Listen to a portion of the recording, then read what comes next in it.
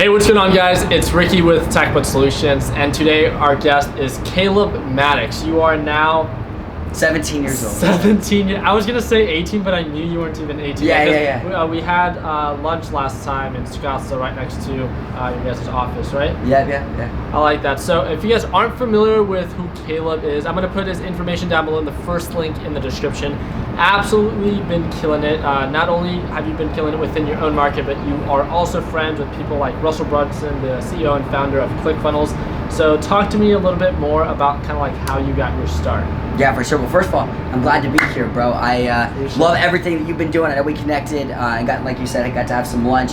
And a lot of people in the industry, I don't necessarily, not that I can't learn from them, but whenever they talk, I'm not like always picking stuff up, right? Because there's not a lot of depth. But every single time I've been with you, bro, you always have so much wisdom and it's such like, I think that one of the best ways to put it is just depth, but not just depth, but like this level of humility. Because like you could easily be out here and like flexing and super cocky, but like I really talk to you and you care about your audience. You care a lot about making sure they actually get results, and that's the number one thing you ever talk about. So if you guys are on this channel, then hey, you guys are in good hands with someone that actually wants to get you results, and not just someone that's like, I want to get a lot of subscribers so I can make a lot of money. Like for him, he's already killing the game, and now he's just trying to help you guys kill the game as well. So as far as how I got started, a lot of people see me now, they see me on stages, speaking in front of thousands of people and doing all the videos I do, and I'm really enthusiastic and got a lot of energy. But what a lot of people don't know is I started off extremely shy, extremely insecure, and actually when I was like 7 years old, I was in an extremely terrible position.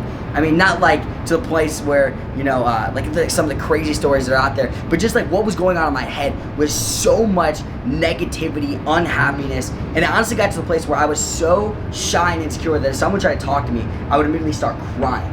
Like literally crying at the age of 7 years old. Or even if I didn't do that, say there was a waiter that came up, I'd hide behind my dad's leg. I had no confidence, self-esteem, and a lot of that stemmed from the fact that when my parents, whenever I was 4 years old, my parents got divorced. And I really thought that was kind of my fault. So it led to me having no confidence, and because I didn't have confidence, I didn't love life. And because I didn't love life, all I wanted to do all day was play video games. Constantly doing that. And my dad and I actually at the time, we were down to I think it was $7 at the time, and we lived in a Sunday school room. So let me paint the picture. I'm in a Sunday school room, shy, insecure, and addicted to video games, constantly doing that. When I went to school, I was disrespectful. I had no friends, constantly getting picked on and bullied because of my teeth, which I still wear braces this day, right? And my dad made a decision. He knew that he had to change something in order for something to change. He knew if he didn't change something, that the path I was about to go down was one that he never wanted to see me go down. It wasn't that he didn't love me, it was just the circumstances that led up to it. So my dad had this really creative idea. And it's something I've shared across the world, and every single time people hear it, they're like, oh my goodness, that's brilliant. And it's something that if you have a brother or sister, you gotta get them doing this. If you have kids and you're a parent out there, you gotta get them doing this. If you're a kid, then you gotta do this for yourself, and that's this. My dad said, you know what? I'm gonna start paying you $20 for every single book that you read. So while most kids were getting paid to do chores, my dad started paying me for every single book that I would read. That wasn't just like Magic Treehouse or Harry Potter or stuff like that. It was like books that actually had wisdom that would make my life better. And my dad's concept behind it was all my friends are getting paid to do chores. He said, instead, I'm gonna pay you to start learning and start growing. So I started reading a list of different books, and at first I hated it. First book he ever gave me, I was like, okay, I'll do it for $20 because I love money as a kid, right? But the first book he gave me, it was 400 pages long.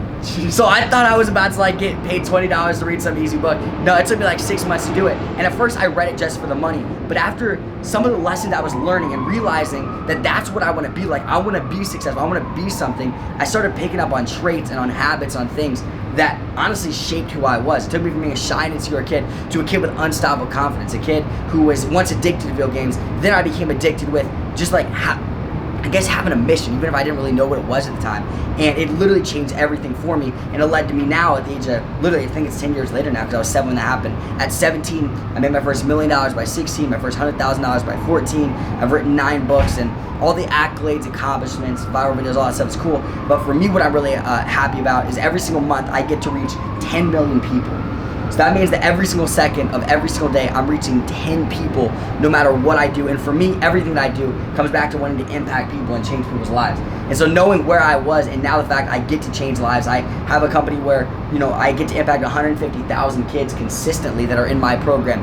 That to me is why I do what I do. And I really believe that a lot of people out there, you're just watching this because you're hungry. I mean, you saw Ricky and you see his lifestyle, you see what he gets to do. You know, maybe you've watched my videos before and you came across this. Like, you're seeing this recommended. Somehow you came on this video. And the number one thing I would say for you is become obsessed with learning. See, a lot of people, they only learn to get a result.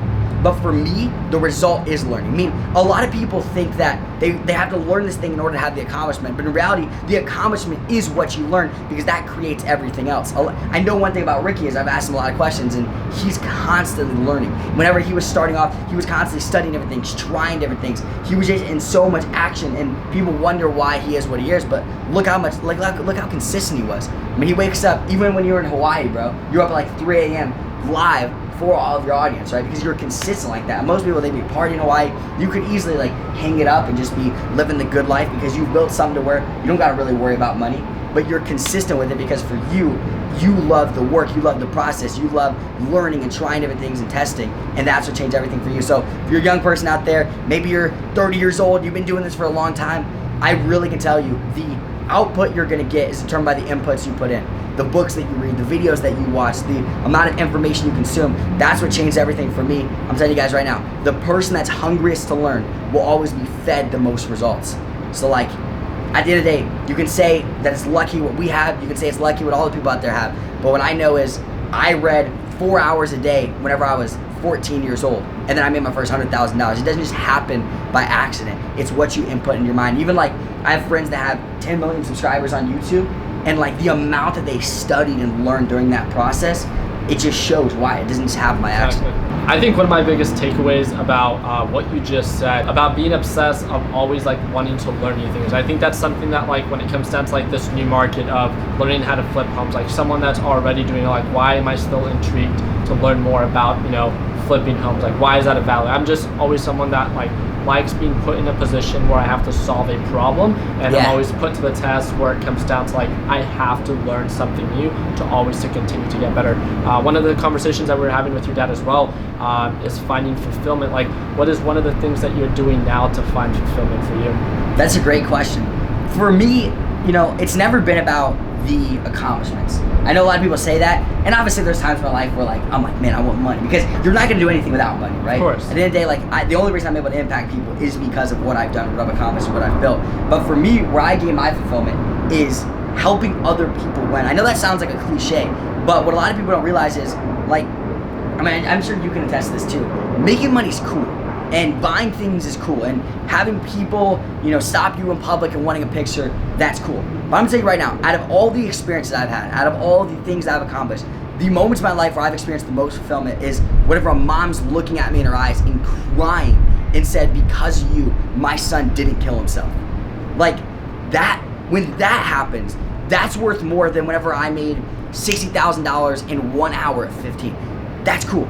But what's even cooler is the kids that message me with how much I've changed their life.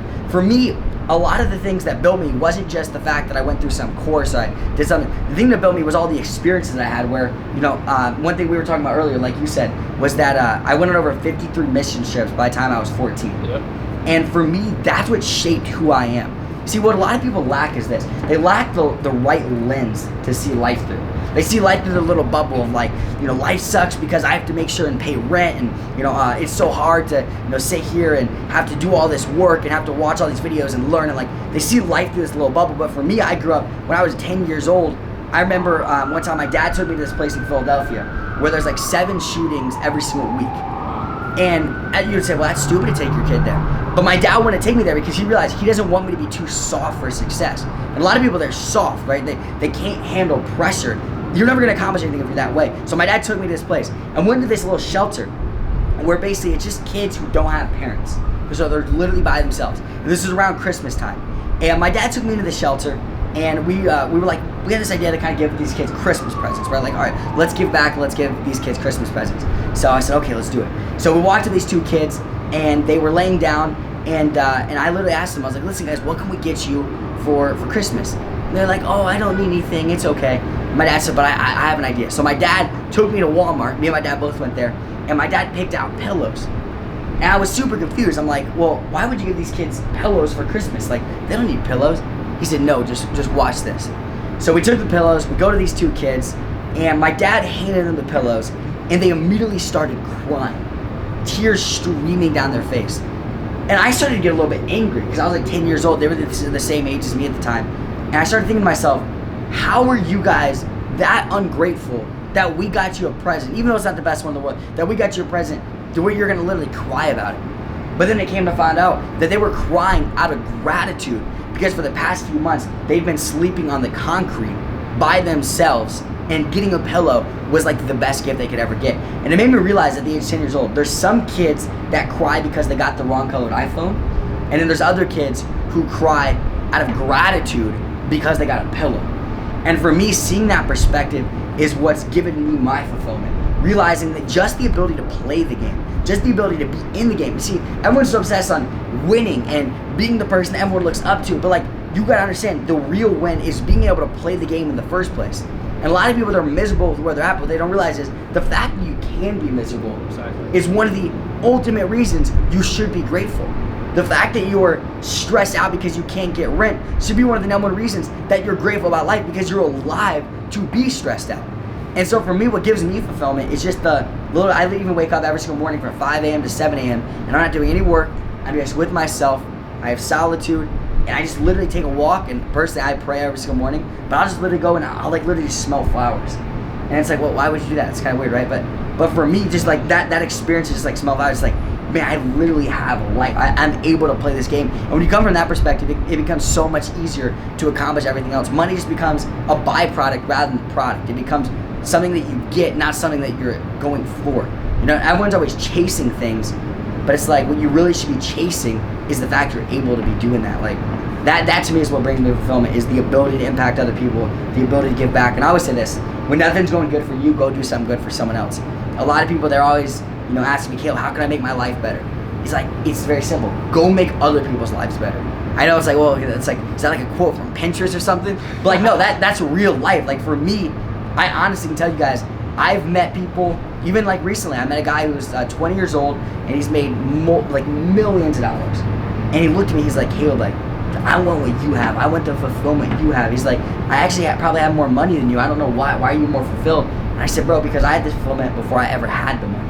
You know what I mean? Being in the streets and helping people, that was my money. And that's why everything else kind of happened. So I said that's it. It's like coming from a place of gratitude and also giving, the 2 G's. Yeah. That's a lazy fulfillment. And one of the things that your dad said that I think is like, that it really spoke to me is like with whatever it is that you are like blessed with, that, even with that amount, right? Well, how is it that he I think he said, because I heard that too, and I was like, that's pretty good stuff. He said, however high your blessings are is how deep you should be giving. Basically, that's what he's kind of saying. Like, meaning like, if you make, like, however many achievements you're given, however, like, whatever the lifestyle is that you're given, however high you go, that's how low you should be willing to go to give to people.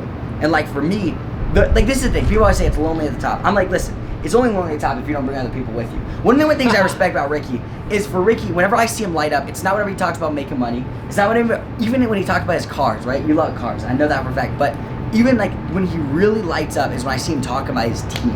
That's when I see Ricky light up the most. He's like, man, like dude, I get to take them out and do this and give them this lifestyle. Because for Ricky, it's not about getting to the top. That's like chasing the wind. You're never gonna grab it. It's something that you're always hoping for, you're always running for, you're always chasing towards, but you never can actually grasp that. But being able to help other people go up with you, pulling other people up, that is where you really feel like you're winning. And so for me, like my dad said that perfectly. It's like, however high you are, that just means you can pull people up even more. Yeah. Like that's the goal. It's not getting to the top. It's pulling other people up with you. I like that, and I think even just again, one of my big takeaways is from visiting you guys here is getting that excitement, getting that potential fulfillment of being someone that has done well, especially for my age, and being able to see that, like, I'm really looking forward to now being able to potentially, like, not just, I don't want to say like give back when it comes down to the monetary aspect, but to be able to like be there and see other people and their struggles. So when it comes down to like, when people say like, wow, I really wake up every single morning at 6:30 in the morning and that's so amazing, it's not because not only like are people struggling with so much more, but then the example that we gave, that like my dad came from such a much more like raw background, right? And being able to see how he was able to build something for himself that I'm now able to build off of. So I'm super excited now to be able to gain fulfillment, not just by in the monetary aspect and being successful, but also being able to give back to others. I love you say it's not just the monetary. I mean, it's not just like giving money. A lot of people donate to charities. That doesn't give any fulfillment because it's just numbers. Exactly. Like go type in your notes the number 60,000. Like that's the equivalent as just donating that much, even though you're doing a great thing. Yeah. To me, what I find that fulfillment is actually being in the trenches with people, and like even like just even like being with homeless people. Like here's what people don't realize. This is what I always tell people. People think that I've been around a lot of business people. I've at least been around 10 times more homeless people than I ever have business people, and that's why I think I'm able to be in a room with Arnold Schwarzenegger, Jason Statham, and Sylvester Stallone. Like someone asked me the other day, they're like, how did you do that? Because I was sitting down, Arnold Schwarzenegger invited me over to his house. Crazy thing, man. It was an awesome experience. People say like, money doesn't buy you happiness, but like being in a room with Arnold Schwarzenegger, that you get happy for a quick moment. That's the fun stuff, right? So like I was sitting down with Arnold and like Sylvester Stallone's there, Jason Statham there, and I'm not kidding you, bro. Jason Statham is like petting an alligator, like at Arnold Schwarzenegger's house. So there's this entire moment. Someone's like, dude, how'd that happen? I'm like, dude, you don't understand. The amount of more moments I've had being with homeless people, being with fatherless kids, being with single mothers, being with that like the reason I've been able to connect with billionaires, Billies, is because I first connected with Billy. That's what I was saying. You can't connect with Billies until you connect with Billy. And for me, like it's humans are humans, and the way that you would think, the way that the average person would treat a millionaire is the way that a millionaire treats the average person. So like for me, people think, oh well, you immediately, when someone knows you're a millionaire, you immediately get this respect. Well, I believe that's how really people who have true fulfillment and really accomplish great things, that's how they treat everyone. And literally, even the other day, I was in a bowling alley, and I don't know why this impacted me in a deep way, but I was just talking to this kid. Literally, he walks by, I'm like, hey, what's up, bro? I literally just had a full-blown conversation, and midway through, we started crying. And I thought I said something wrong, but I was like, dude, like, you okay, bro? Like, why are you crying? He said, he's like, dude, my mom died 6 months ago, and this is the first time I've ever felt love in the past 6 months. And it blew my mind because I'm like, dude, I wasn't even trying. I just had a real conversation, and that's what we're lacking. Everyone's looking at stats on the charts and looking at stats of their bank account, looking at stats of their follower growth. For me, I don't care about those stats. I care about the stats of the suicide rate, the depression rate, how many people out there are broken. And like my goal, I really believe I'll be worth billions and billions of dollars. In fact, I want to be worth over $1 trillion. That's one of my goals in life.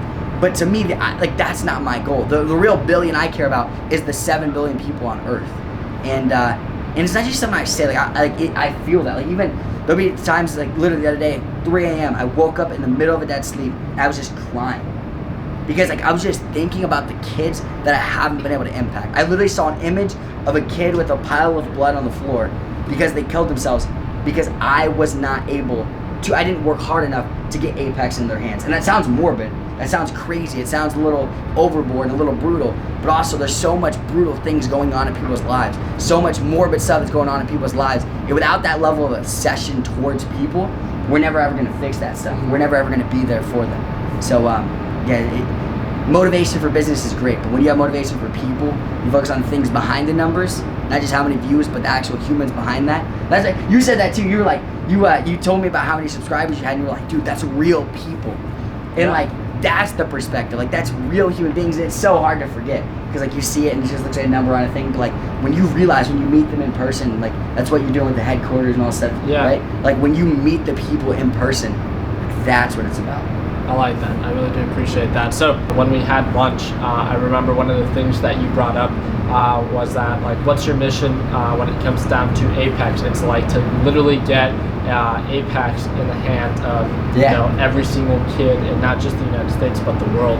I know like that's a bold mission, but that's again something that we're working with. I think that's again very admirable, and there is that ambition. It's just something that like I've never seen before, especially in such a young individual. So I think it's super impressive for anyone that's like watching this video, just to at least get that takeaway within itself of that ambition and that drive. And I also feel like, why not? Like, meaning like, everyone always is setting logical goals. They're like, okay, I can definitely do this. For me, I'm just gonna set the highest because it's like, dude, you look at the world we live in. Like right now, I look out and I just watch a plane floating through the sky, and it's like, dude, that's a giant, see one right there? That's a giant piece of metal that's hovering through the air. And then I'll see lightning will flash. And I'm like, where'd that come from? Like, I'm just looking at the sky, right? And I know there's a scientific explanation, but like, think about that. Like, all of a sudden, this like literal zap of just energy just goes off in front of our eyes.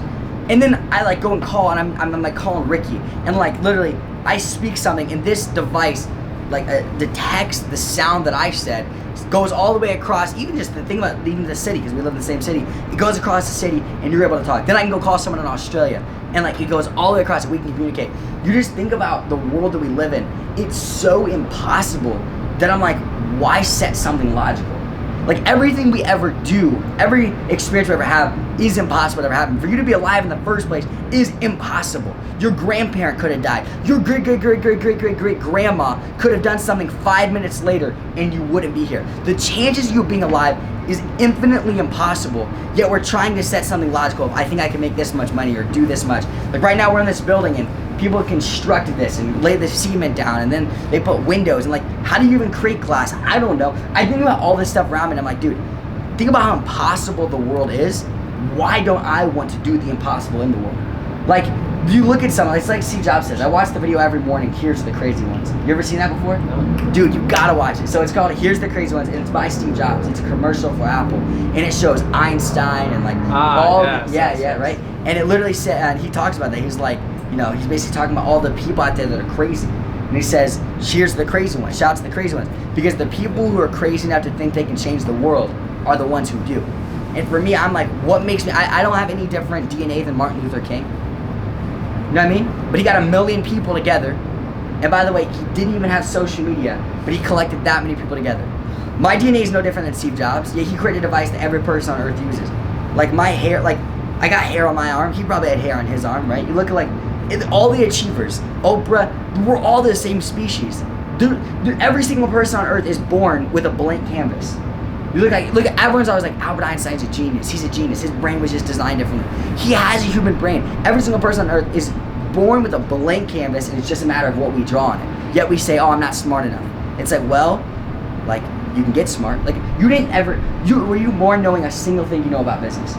Not a single thing. I wasn't born knowing a single thing about anything I do today, but I've developed it because I'm constantly learning. So the question is not who are you, it's who do you want to become. And everyone always gets caught up in like, I am not confident, I am not smart, I don't have a work ethic. People are like, Caleb, I don't have a work ethic. I'm like, okay, work hard. And like, yeah, but you don't understand, I don't. I'm like, no, you physically can. Like, people are like, I don't have confidence. I'm like, you have the exact same voice box in your body that I do. Like, we both can speak. If you were able to ask me the question, how do I become more confident? That means that you're able to speak. So then, why don't you project yourself confidently? It's not a matter of you're not confident or you are. I was 10 times more confident than whoever, or less confident, 10 times less confident than whoever's watching this when I was younger. But look at me now, I just been over 1,000 people. It has nothing to do with who I was born to be. It's who I created myself to be. We're all blank canvases. It's a matter of what we draw on. So that's why I say I want every single person on earth to have Apex. It's because it's like, why not? I like that.